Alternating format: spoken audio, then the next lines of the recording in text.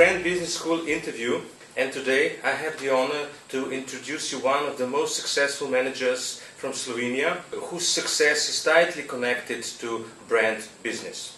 Ladies and gentlemen, may I introduce you Miss Milena Štular, Vice President of one of the biggest Slovene food companies, food producers, called Droga Kolinska. And today we will talk about brand portfolios. Milena, hello. Okay, thank you very much for such a nice introduction.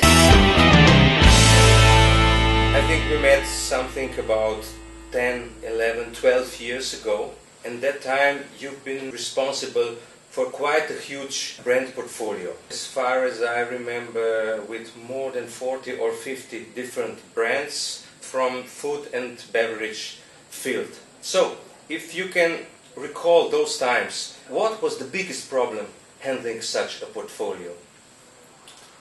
Okay, those were beautiful socialistic times, let's call them this way. So for us marketeers, life was a bit easier than it is today. It was not that tough. And the main target of the company was not to sell and market the product, but to fill the capacity to produce.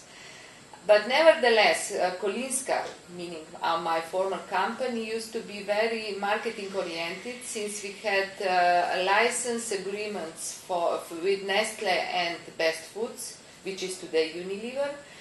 So I personally was exposed to international marketing businesses quite early in my career, which helped me a lot. On the other side, we had many, yes, you are right, about 40 local brands.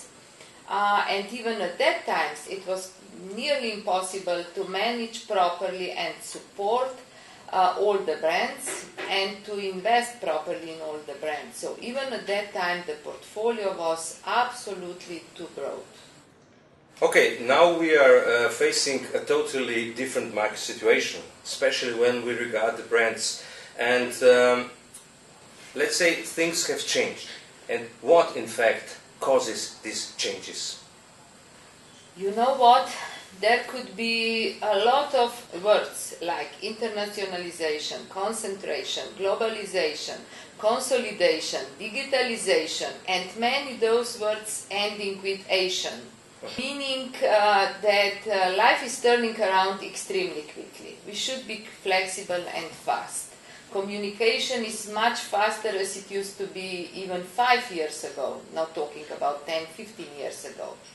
And for me it is astonishing when I think about the fact that in China there are more people talking English as the first foreign language than people talking English in the United States. Or did you know that there are more internet users in China than in the States? So these are the big changes which are changing the world and which are in front of us and we will have to face too. These changes forced a lot of companies to cut the number of brands within portfolios.